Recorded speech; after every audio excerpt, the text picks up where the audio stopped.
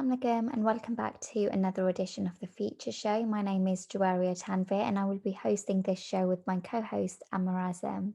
I'm going to be joined with Challney girls in the first half of the show, and in particular I'm going to be joined by Rahila Salim, Head of Science, Kate Thomas, Science Teacher, and Fahima, Rifa and Sarah, who are all students here at Challney High School for Girls.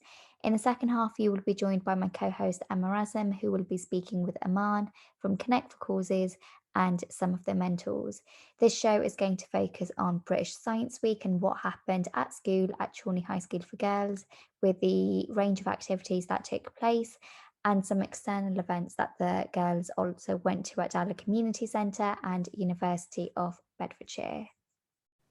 I want to give a warm welcome to my guests for this half of the show, who I'm going to ask to introduce themselves. So can we start off with Mrs. Salim? Hello, my name's Rahila Salim. I'm Head of Science here at Challney High School for Girls, and I've been teaching science for the last 13 years. Hi, my name's Sarah, and I'm in Year 11 from Challney High School for Girls. Hi, I'm Kate Thomas. I'm a science teacher here. I've been working at Challney High School for Girls for 3 years now. Hi, I'm Rifa and I'm a Year 9 student in Challney High School for Girls. Hi, my name is Fahima Khan and I'm a Year 10 student at Challney High School for Girls. Okay, lovely. Thank you, ladies. Now, Rahila, I'll start off with you. We've just had a 10-day celebration of British Science Week. Can you tell us about why British Science Week is so important and why it's important to have a 10-day celebration of it? Okay, so science is a core subject that all students need to actually take, but it's always good to actually give students opportunities for them to actually contribute to a fun day. And I think science has contributed a lot to our current situation with COVID and for students to realize how important science is.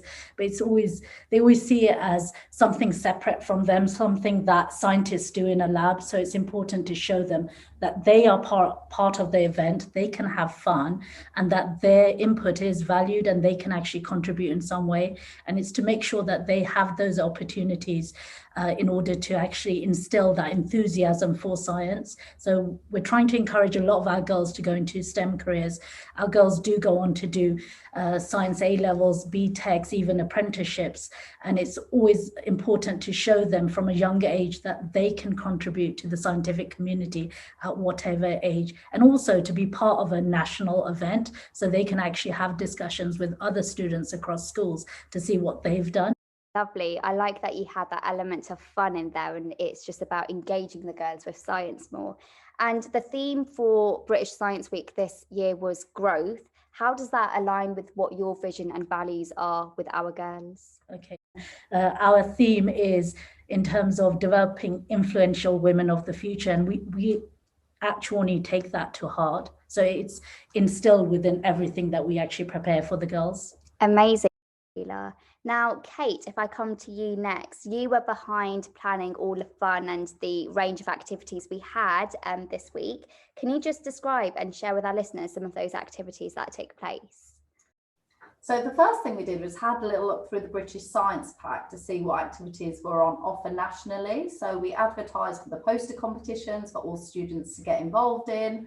And then I kind of thought, what could we add in terms of creativity? Because all of the girls at Challney are very creative. So the first activity I thought of was the Great British Science Bake Off. Not only was this available for students to enter, but also for staff as well. So they could create any bake, whether it was cookies or muffins or mass cakes, just basically around the theme of science. So I kind of wanted to open it up to get mass participation.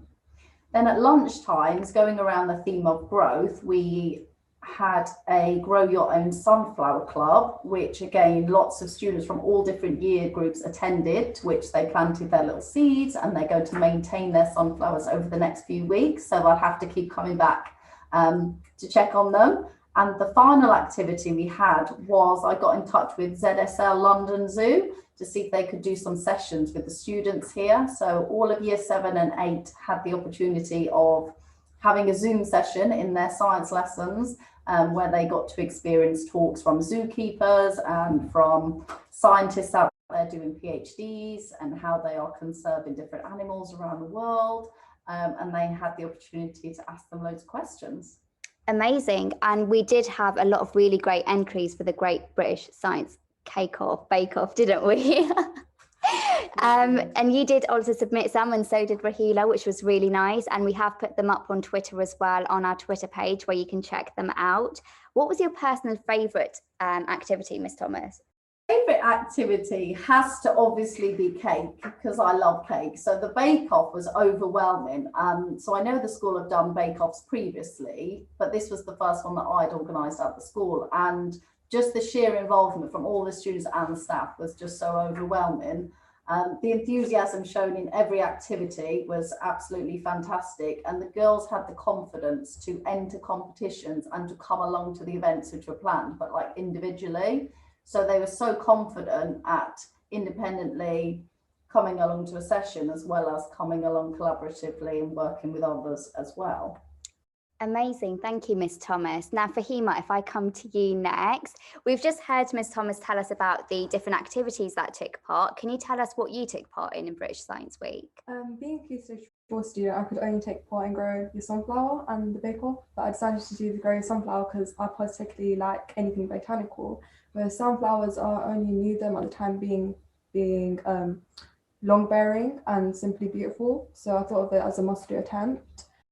So for British Science Week, it's to be advocated and expressed by teachers to work as a sort of catalyst for further involvement as students at the school. For me, it was Miss Thomas who was so enthusiastic to start this up through a series of events and activities in and outside the classroom environment, which I thought was really great, because from taking part and engaging in this activity, I actually learned that sunflowers are annuals, and which means that sunflowers, they complete their whole life cycle in a matter of a year, through germination to seed production. And I actually thought this was such a great activity because it reflected on me that I actually had the opportunity to experience the full life cycle itself and really understanding how growth works from observation. Amazing. Do you know what? That really ties in with like the whole theme of British Science Week, which is growth. And it seems like you've kind of taken a lot away from it. And what's nice is that you have that ownership to just continually come and look after your sunflowers yourself, which is great. Thank you, Fahima. Now, Miss Thomas, if I come back to you, you've told us about a range of activities that have taken place. What made you choose those activities in particular? Now, we did hear Mrs. Salim talk about how it was, you know, a really fun week and just to kind of get the girls excited about science. Was there any particular reason you chose those activities?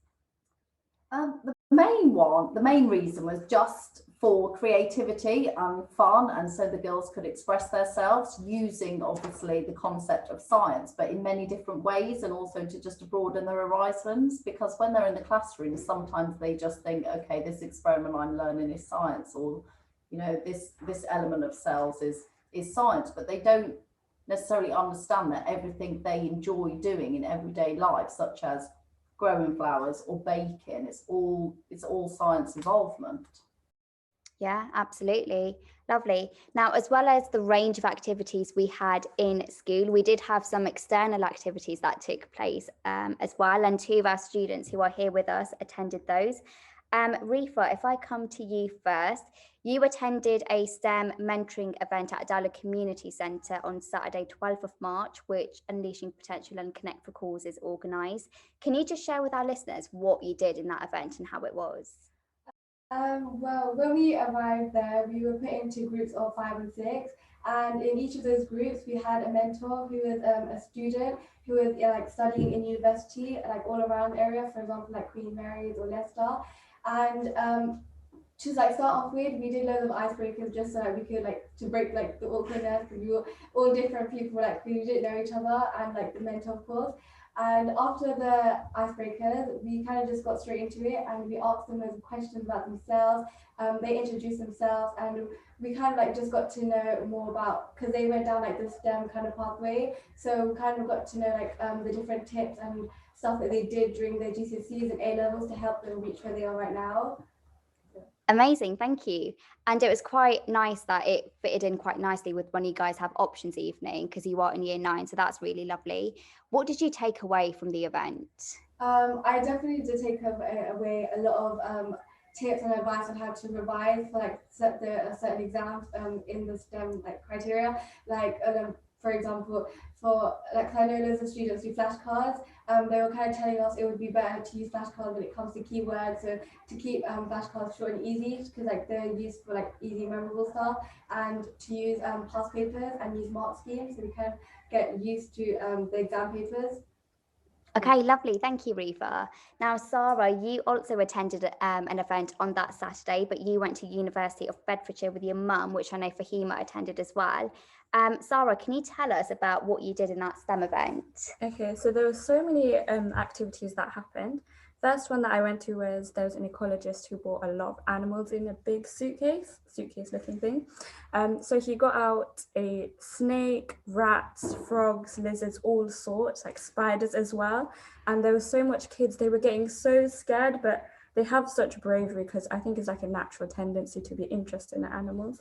And we learned a lot of stuff about each of them. They even had like unraveled a large snake skin because they had to kill a snake because it was trying to eat a goat, which was so interesting. I was so shocked. And then there was an engineering room, and they had a lot of machinery like 3D printers, and they had a robotic arm. They showed us a prototype, and it was like a foam cross, and it was attached to like a rubber tubing and a pump at the end. So every time you pumped it, the cross would like grasp like an arm. So that he was showing us how that turned into an actual robotic arm, like the students were developing it. And he showed us this robotic head where it could sense your presence and it would blink like a human, and how they're using that to try and look at new automatic machineries and things. They also had a tech room where they had like for IT, so they had the Scratch program for coding, they had VR sets. And it was so funny because I wanted to go in it, but there was this little kid and he was having so much fun. And my mum was just standing there thinking, what is he doing? Like, what is he looking in there, that little set? And the man was just explaining to us how it works. And there's so much sensors and you can feel stuff and it just tracks your movements. They also had a science lab where someone was explaining how they make formulas for medicines and paracetamol. And they're explaining how they use clinical trials to make drugs, which was very interesting. They had stations of making lava lamps, which is also really cool, and a practical showing how soap and water is more effective than just using water. So they had two little dishes.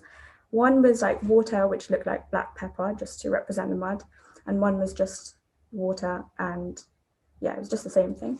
So she got us to dip our finger in water and then dip it into one of the dishes, and you could see when you lifted your finger out, it was just all the mud on your finger. When you put your finger in soap and put it back into the dish, the little mud flecks just seemed to disperse off your finger. It was quite cool. So that's quite relevant to now, like using soap and water to wash your hands in terms of COVID and things. Also, there was a crime scene where you had to look for clues around this little, what would I call it? It was like a little dummy who was just hiding in a little tent, and they put clues around everywhere. And we had to look through microscopes to match hair samples to like a cat or some other animal. And we had to just match up because that's what the criminologist would do. And we took fingerprint samples as well. It was quite cool. Amazing. And remind me, how long did you spend there? I spent 2 hours. That's a lot in 2 hours. And you saw such a huge variety, which is amazing.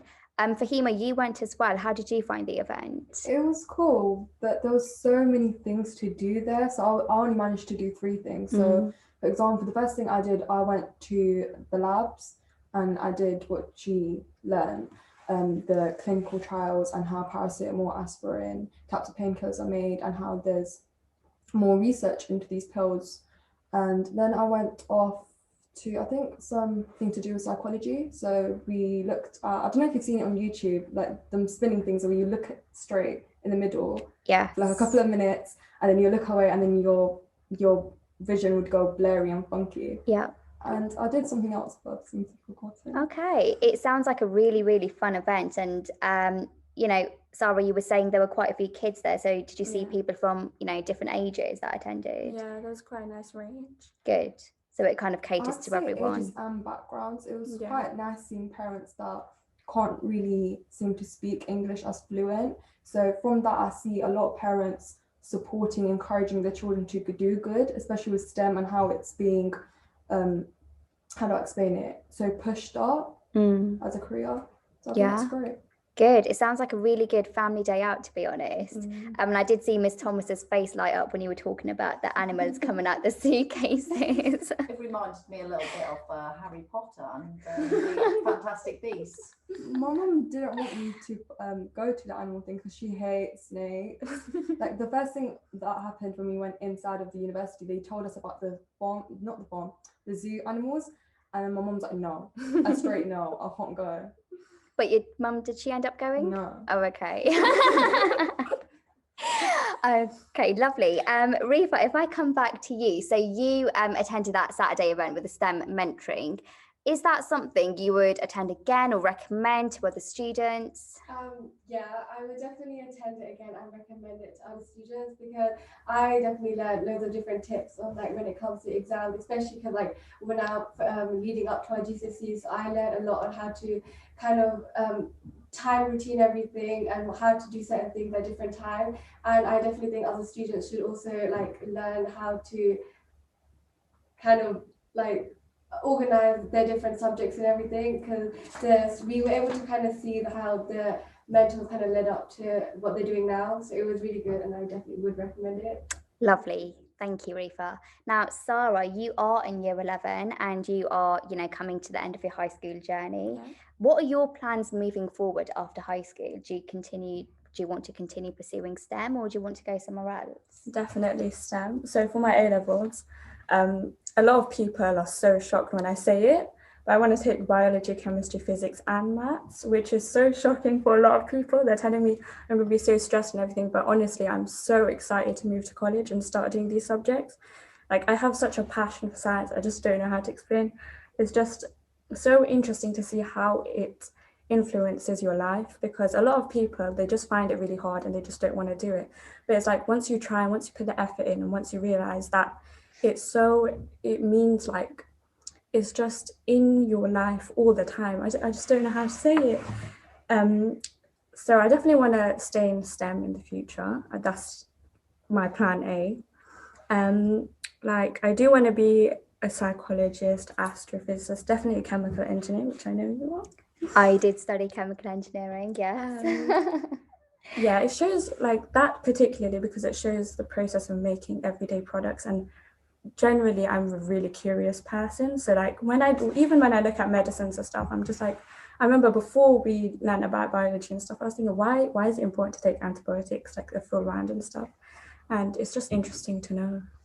Amazing. Thank you, Sarah. And I think Miss Thomas, Mrs. Salim and I can all agree your passion really does come across. Yeah, definitely. If I come to you, Mrs. Salim, how proud does it make you to kind of hear one of your triple science students? Extremely proud. Sarah is amazing, and it's not just the passion that she has for science for herself and her career, it's the care that she takes in terms of her fellow students and her peers. And Sarah's fantastic in the sense that she's actually created a study group where she's mentoring other students, and she's showing them how to organize their revision, what strategies to use. So this is a true example of a influential woman who's actually gone out of her way, created that group herself without using her own initiative, and she's actually making a real impact on somebody else's life. And I think those girls will remember her for that. Amazing. Very, very well done to you, Sarah. Now, a question for each of you. If I come to you first, Rifa, do you have any STEM role models or anyone who inspires you in STEM? Well, definitely you. I mean, you're my science teacher, and I definitely can see that I've improved a lot since year 8. So yeah, I would say you're my role model. I mean, I definitely do enjoy science a lot. So yeah, thank you. Thank you, Rifa, for your kind words. Okay. Fahima? A role model is someone that you look up to. For me, in terms of personal relations, I would say my sister, and her name's Famida. And in high school, in fact, this very school, she combines subjects of physics, chemistry, maths and art to then continue these into A-levels.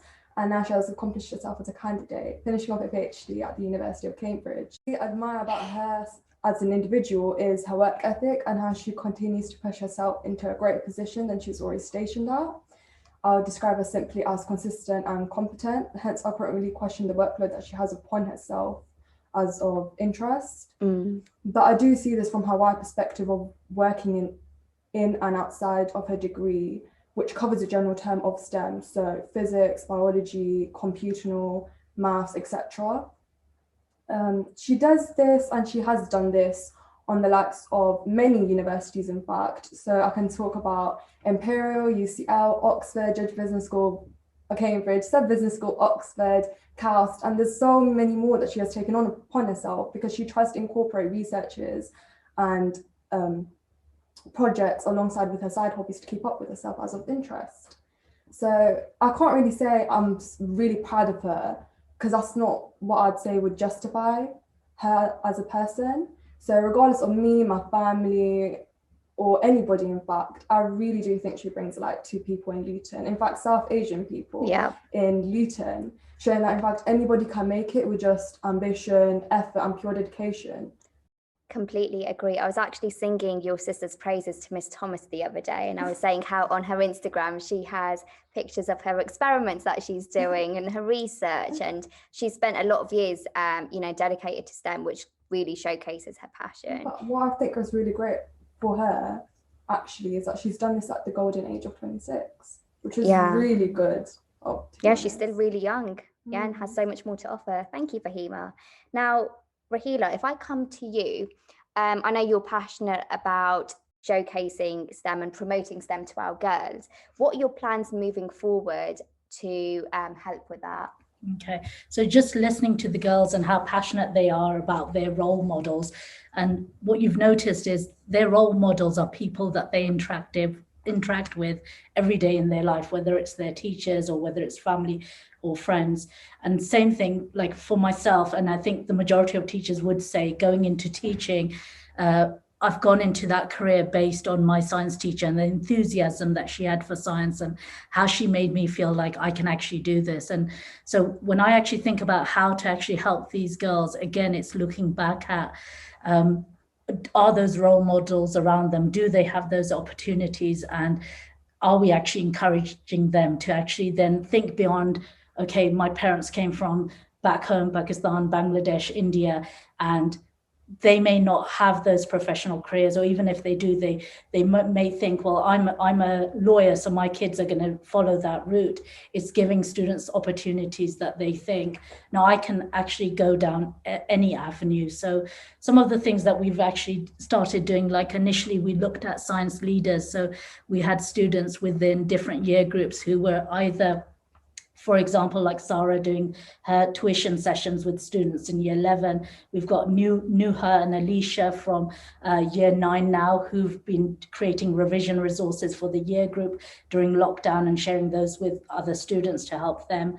And then from that, we've started moving away to looking at having leaders from industry coming in and speaking to the girls. So one of the things that we're doing is monthly or every 2 to 3 weeks, we've got someone coming in from industry to have a talk with the girls, whether they're in year 10 or year 11, and even if it's relevant to lower groups in Key Stage 3. And I think it's important that all of the girls get an opportunity to access those activities and not just the triple science or the top sets. So that's an area that we want to actually progress further. So for example, I've got, Thursday really, I've got a chemical engineer and a lecturer from Aston University, Dr. Anisa Mohammed, who's going to be doing a Google Meet with the year 10s, talking about her career, how she actually got into chemical engineering and the different projects that she's actually worked on. I've also got a pediatric nurse who's going to be coming in and working with smaller groups. So rather than the whole year group, 2 forms.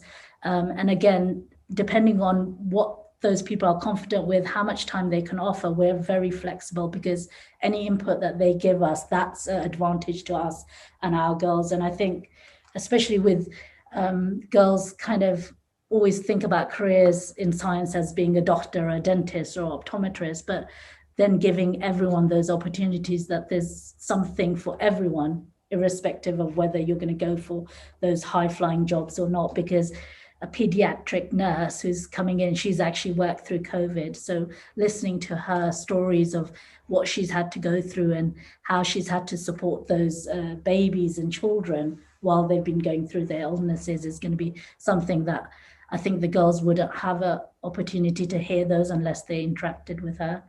One of the other things that we're going to do, or we've started, is our ex-alumni students are signing up to a mentoring program with the students.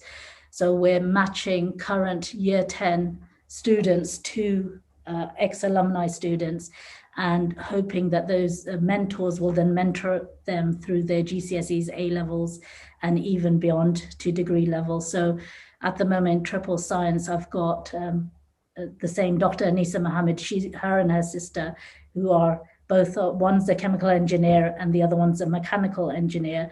They've actually offered to mentor around 6 students. Amazing. Thank you so much. I just want to say thank you to Rahila, Kate, Reefa, Fahima and Zara for joining me. Thank you so much, ladies. Assalamu alaikum, listeners, and welcome back to the Future Show here on Inspire FM. I'm your host, Amar Azam. I'm fortunate enough to be joined by Aman Beg, co-founder of Connect for Causes, a youth-led organisation who have been working in the town to promote charitable initiatives. Aman, it's been a year since Connect for Causes really kicked off things leading up to Ramadan 2021. You started fundraising for Scuffle Pike. Describe the past year for us. If I was to say one word, probably unpredictable. When we set out to do this, it was just a group of friends sitting down in a discussion in a cafe, and it was just an idea. So we thought, you know what, why not go for it? No one else is doing it right now. Let's do some good in our community. And we never thought that, Connect for Causes would grow as it has in the past year. I did think maybe in the future we may, come with loads of successes and things, but I think the past year has been something, not short of incredible. So Man, tell us who makes up Connect for Causes, because you're youth-led organisation. You're made up of young people from the town like yourself. So where how do these young people come together? So Connect for Causes started really with just me and 2 of my friends, Saif Ali and Rahat Chaudhry, who are the other co-founders of Connect for Causes. So, bringing it right back to the beginning, we sort of put out a post on Instagram to raise money for Discover Islam Luton, an amazing charity doing amazing work in our community, and we were going to climb a mountain for them to raise much needed funds for them. Alhamdulillah, we got lots of people wanting to take part, lots of young people in the community, because after getting feedback from the people, they felt that they were much more inclined to join a charitable initiative where it was youth inclusive and youth led. So that's how it sort of started. And then on social media, we'd put out the posts, put out the videos on how our events are going, how the Scuffle Pike went. We raised a substantial amount of money for that, alhamdulillah. And since then, a lot of people have just been following us, and our platform has been growing. So, throughout the year, we've done volunteering opportunities where we've put it out on our platforms, talked between friends who are friends. Luton is a small town and word gets around quite fast. So young people did approach us and say, hey, I want to volunteer for Connect for Causes. I want to do good in the community, and that's how it's really grown in the past year.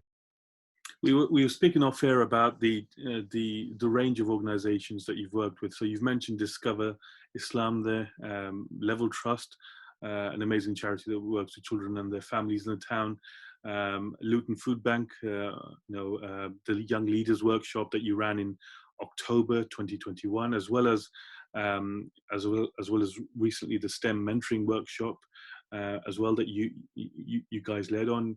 Raise Up Foundation, you were involved in the A-level results day and also Human Appeal as well.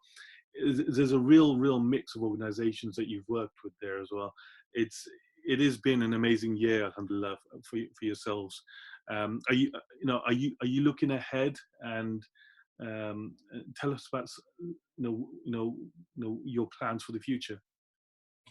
For the future, we're definitely going to do more of the same. You know, as the causes you sort of mentioned, the Connect for Causes came together because we felt that young people have a certain skill set that isn't being utilized at the moment by maybe other organizations, or if they are utilizing it, it's not being put out there for young people to really take the opportunity properly. So, you know, all these causes you mentioned, the workshops, volunteering with Human Appeal, providing them 20 volunteers, you know, raising money for Level Trust, raising money for Discover Islam, and working with Luton Food Bank. These were all successful because we felt that, you know, young people have these skill sets that we need to utilize. And yeah, I guess in the future it will just be doing more of the same. I mean, we've got definitely a lot more events in line to sort of raise money for causes in our community and outside of our community as well, because, you know, we've grown to a level where now we can sort of help the causes outside of our community. And, you know, it's all about connecting the young people to these causes and allowing them to be exposed to the good that's being done in their community, so they too can be inspired by them. And we've worked closely on a couple of programs now, the Young Leaders Workshop, a partnership between Unleashing Potential, Luton Food Bank, and Connect for Causes, and most recently the STEM Mentoring Workshop, where your mentors came along and worked with Challney girls as well. And listeners, we'll be joining Nuria and Insha, two of the Connect for Causes mentors, later on in the show, and you can hear a little bit more about their experiences. But Aman, it's I have to say, on a personal note, it's been really pleasing to work through Unleashing Potential with yourselves to promote the Luton Food Bank. It's you've got a really talented bunch of mentors, of team members there, haven't you? Yeah, for sure. You know, as I was saying, it was about, you know, allowing young people to have these opportunities. So talented people like Insha and Nuria that you'll hear from shortly, they may not have had this opportunity if you know, Connect for Causes didn't exist to give them that connection to amazing charities like Unleashing Potential, like Luton Food Bank. So, you know, all our volunteers have a certain skill set, and you know, it's our job to then connect them to these charities, to these wonderful causes where they can utilize that skill set and do amazing work in the community, you know, just as they've done in the STEM workshop and the mentoring sessions we had earlier in the year. Yeah. So yeah, I think it's just about sort of connecting them to these amazing causes. Yeah, brilliant. Okay, well, we're going to be handing over shortly to Nuria and Insha, but just for any young people that are listening in, any parents that are listening in as well, and listening to we're in conversation here with Aman Beg, the co-founder of Connect for Causes, a very impressive young man, alhamdulillah. So Aman, how would people get in contact with Connect for Causes?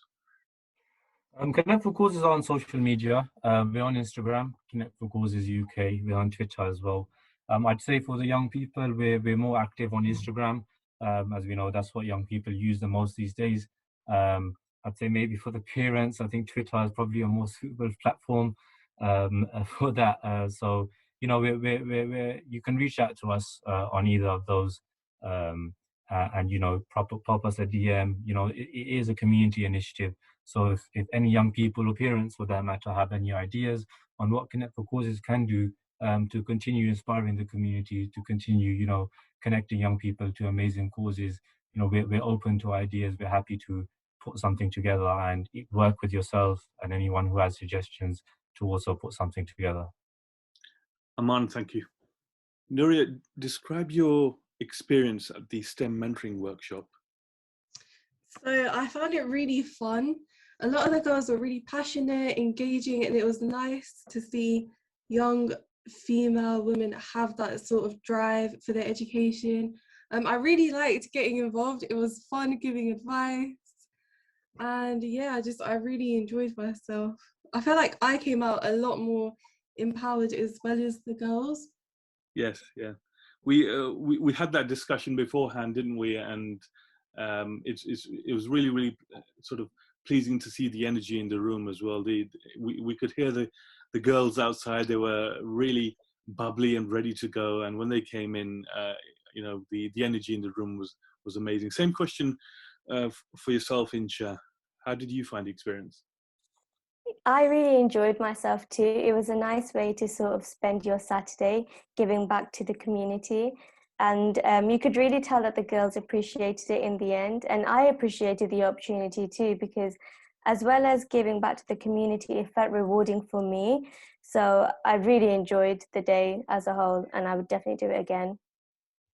It's good to hear. I'm sure listeners will be keen to know more, and we'll explore that in a short while. So first of all, let me share with listeners a little bit of information about our guests here. We've got Nuria Malik, who studied at Stockwood Park Academy and went on to study A-levels there as well in law, sociology and English literature, and now studies at the University of Leicester studying sociology.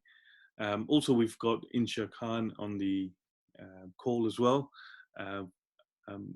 formerly of Denby High School before going on to Berkhamsted Sixth Form, where she studied biology, maths and psychology. Now she's currently at the University of Hertfordshire studying an MSc in optometry. Nuria, tell us how you learned about the mentoring workshop, or what attracted you to it? So about a few months ago, I was doing a bit of volunteering with Human Appeal, and I said to my friend, like, I really want to get involved with other charities as well. So I just started searching on Instagram, and then Connect for Causes came up. I was like, okay, cool, like they're like a new charity, let me follow them, I'd love to get involved. And then they posted this opportunity on their stories. So then I popped up, got myself involved. So yeah, it just really started from there. And were you aware that Connect for Causes, have been around for over a year, and sorts of initiatives they've promoted include sort of raising great amounts for charity, including through a bungee jump as well? Were you aware of any of this? Yeah, so a few of my friends took part in the bungee jump, and I think social media really helps with promoting charitable causes, because that's one of the biggest ways I found out, just through like seeing their reels, highlights, their feed. It will come up on my timeline. So yeah, I had somewhat of an idea about them. Insha, how did you come about learning about the STEM mentoring workshop? Yeah, so similar to Nuria, I found Connect for Causes on Instagram. I know one of the co-founders, Amar, I know him personally, and I've been following them for quite a while. And it's amazing all the things they do. It's really inspirational to see your classmates from Denby now maturing a lot and going on to do some very amazing things for the community. And I've always wanted to get involved, but I've struggled to find the time with full-time education, doing quite a demanding degree, as well as working part-time. I couldn't really commit to one charity, so I thought doing one day with Connect for Causes was perfect for both me and the charity themselves as well. Aman sent me a message saying, could you give up a couple of hours on your Saturday just to mentor a few Year 9 girls? And I thought, why not? Because I was in their position only a couple of years ago. So it was really nice to take part in that sort of event, and I was more than happy to take part, and I'm so glad I did. It's interesting you say that you were in their position only a few years ago, and that was going to be my next question to you. Your reasons to want to be involved in something like that. You've mentioned, Insha, the wanting to give back to the community. Why do you feel that's important to you? I feel like as a woman, empowering other women is so important. And as a Muslim, charity is one of the 5 pillars of Islam. So obviously that's really important for both myself as a Muslim and as a girl. That's something that's always been within me from a very young age. And I just think back to myself when I was in year 9. If a first year university student came up to me, I know that I would be so grateful. And I did it for younger Insha, really. I said she would have really appreciated this, so why not? That's Insha, that's really profound what you've just described there as well, and that's very much, I think, one of the core values of Connect for Causes, in inspiring others and being a part of creating change in your community. So, no, credit to you as well. That's I'm sure listeners will agree. That's great insight there as well. Nuria, same question to yourself as well. Why do you feel it's important to be involved in an initiative such as this one during British Science Week? So a lot of it, I agree with what Insha said, but also, you know, when you see somebody who's come from maybe a similar background as you, who's on their journey, on their educational career, and you see them and you meet them in real life and you have the opportunity to ask them your own personal questions, it's extremely encouraging and motivating, because some people, they might not get that motivation from home. So to see someone from outside of that environment who's gone through the process, who has some sort of experience, it's very eye-opening, and it makes you want to aspire to do like greater things with your life, I guess. And also what Insha said, it's so important, especially as like British Asians, to have role models who are involved in education, who are involved in education. So girls know like there are other paths for them. They don't have to be constricted to one specific route. There's so many opportunities out there. But also I think it's nice, it's also fun and important to support your local charities, because as we know, charity starts from home. And I think when you're part of that community, it makes you also feel good inside. Yeah. No, thank you, Nuria, as well. It's it is important. It is important, especially in you don't know what sorts of experiences young people have growing up, and we you know what Insha said there about giving advice to someone as they would have, as you would have liked to have received it in the past as well. That's very important as well. And that bit of guidance that you gave on the day could be the all important missing piece that helps that young girl move on to the next step. Jawairiya said on the day as well that the advice that you're going to be giving is going to contribute towards an all important options choice as well. And it seemed to me that as someone that was in the room at the time as well, that the girls didn't need encouraging. The questions were fizzing away straight away. So what sorts of questions, Insha, what sorts of questions were asked of you? Give us an example of sorts of things that the year 9s were asking you. Oh, there were so many questions, and you briefly just touched upon the options. So because they are in year 9, obviously they're choosing their GCSE options, which I remember was so important for me. And I was asking so many members of my family and my friends, and I felt like it was a life or death sort of decision I was making. And the best thing you could have really told them was to follow their passion, because it is genuinely so important. If you don't enjoy what you're studying, you're never going to exceed in it. So that's what I said to them. Another big piece of advice that they were asking me was that one motto you live by in life. That came up quite a bit. And what I said to them was, it's better to live a life of regret than have a life of what if. And I know that sounds quite deep, but I took that advice on board when I was choosing my 6th form. And I went to Berkhamsted, as you mentioned previously. And when I went to the open day there, I saw no one like me over there. So like no hijabi, brown girl there.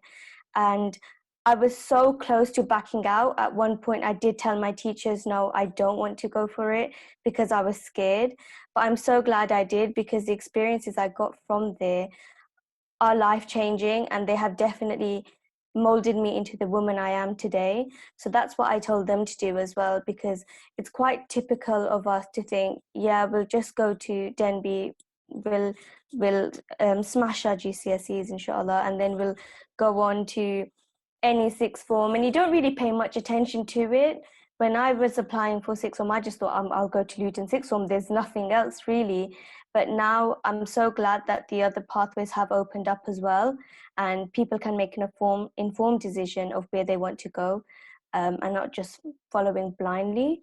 But yeah, there were so many questions, I can't even remember half of them because there were just so many, and I'm glad there were that many because it shows they were interested.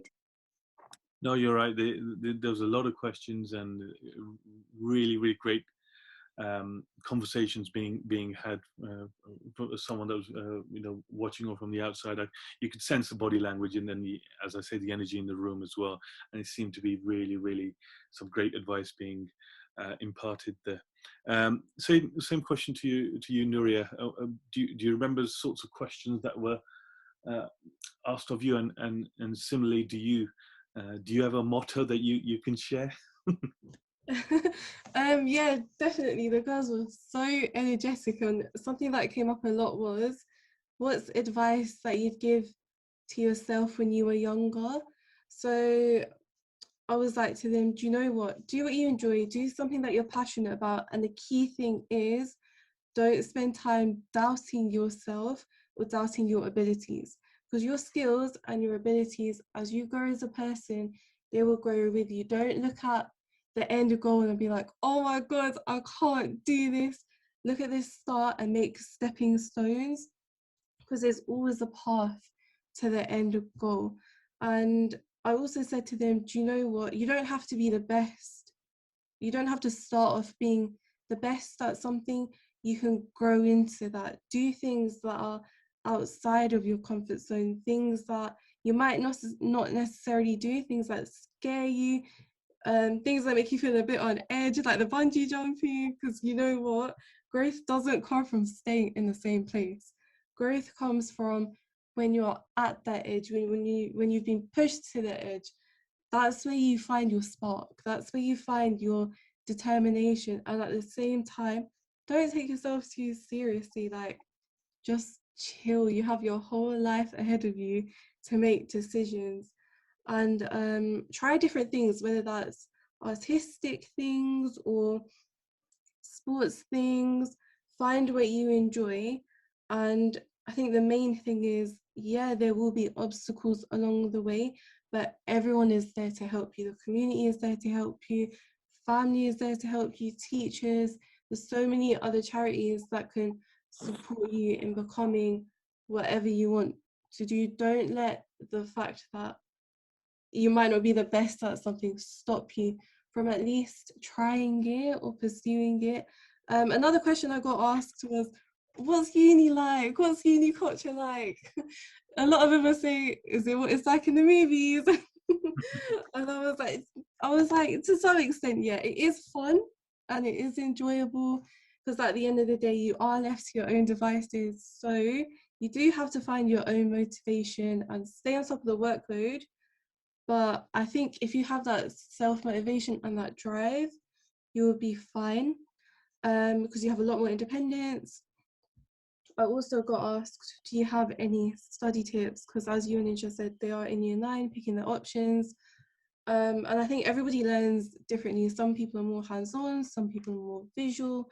So I said to them, you can explore the concept of mind maps. Also, whilst you're doing past papers, mark it along with the mark scheme as well, so it's in front of you, so you can get into the mind of the marker to know what is expected of you. If you're more of like a auditory learner, podcasts are quite good, also flashcards and if you want to revise and test your knowledge, sites like BBC Bite Size are really helpful. But if you feel like you can't work alone, group study sessions are also really good because you like bounce ideas off your friends, and yeah. Brilliant. We're fast coming to the end of this edition of the Future Show. You've been listening to Nuria Malik and Insha Khan, both Lutonians, both Connect for Causes mentors, and both describing what sounded like a really enjoyable first experience mentoring for Connect for Causes at the recent STEM mentoring workshop with Year 9 Challney girls during British Science Week as well. Some quick final thoughts from you, Nuria, as well. Would you do something like this again? Yeah, definitely. I think it's so rewarding. No matter what age you are, if you can, just get involved in charity, get involved in the community, build those bonds. And it's so nice because that's how, like, you meet so many people. You never know, you might meet your next best friend at a charity event. Just get involved, do something for yourself, and yeah, give back to the community. Absolutely wonderful advice there. And last question for you, Inshaz. Would you looking forward to participating in something like this again? Oh, definitely. As I mentioned earlier on, it's so hard to balance your life as well as studying all the time. And doing things like this is sort of a getaway for you. And it's also giving back to the community. It's rewarding. It's fun. You do meet lots of amazing people. I met Nuria for the first time, and she's amazing. And you can clearly tell that she's built for the radio, the way she's speaking. No, that's you. But yeah, it was so much fun, and I definitely do it again. Brilliant, good stuff. Listeners, we've come to the end of the show. I'm sure you found this a really insightful discussion, really inspiring. Look at a recent event led by this brilliant and inspirational team at Connect for Causes. Do join us again on the Future Show. Assalamu alaikum wa rahmatullahi wa barakatuh.